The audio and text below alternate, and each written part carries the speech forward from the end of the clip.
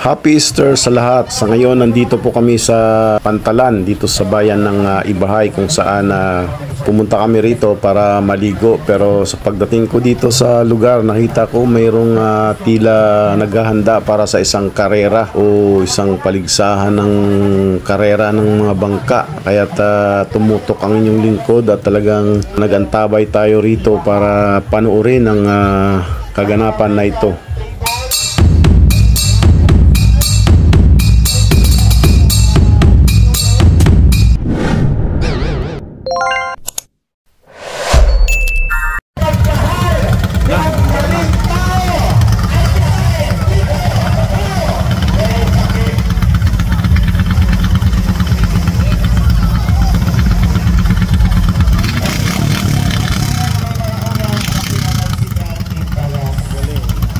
Sabi ng katabi ko na nagkwento na matagal na palang ginagawa ang ganitong paligsahan dito sa baybayin ng Pantalan o dito sa bayan ng Ibahay tuwing ganitong may okasyon.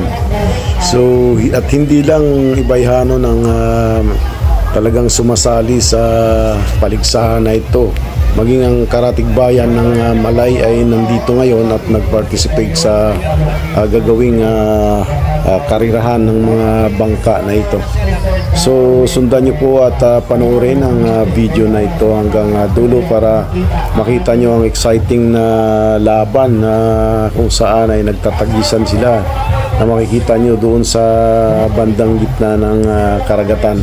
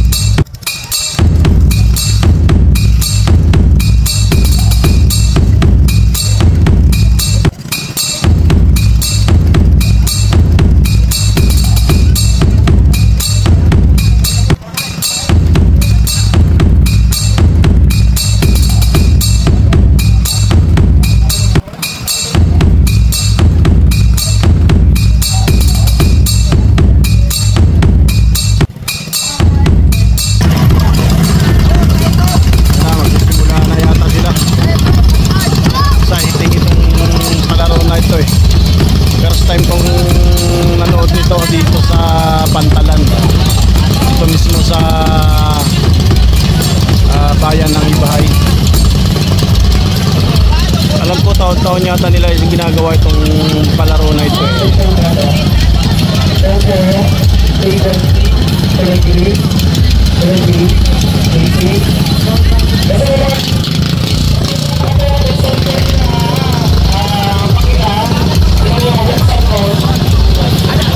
maglalaban na itong dalawang bangka, ito saka yung nasa dulo, yung sa kabila, ayan, sa nakaposisyon na sila.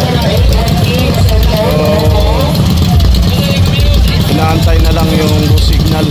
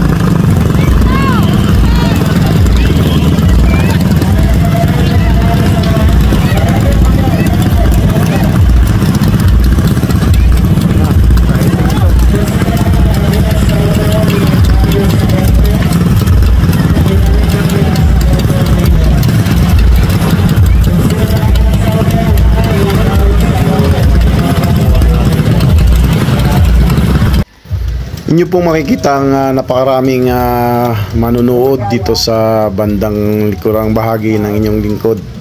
Ayan o, nakaantabay din sila at nag-aabang.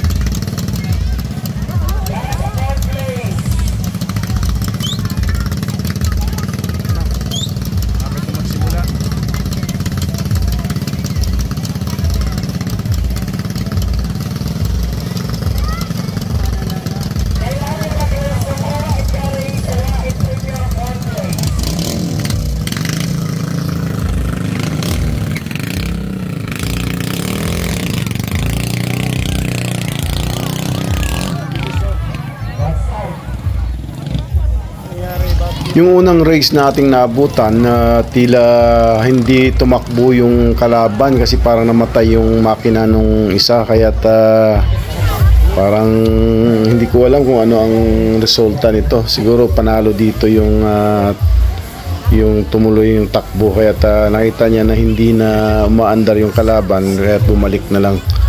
So ito, naghahanda sila sa pangalawang race na gaganapin. Bali 3 bangka ang maglalaban dito sa race na ito. So abangan po natin.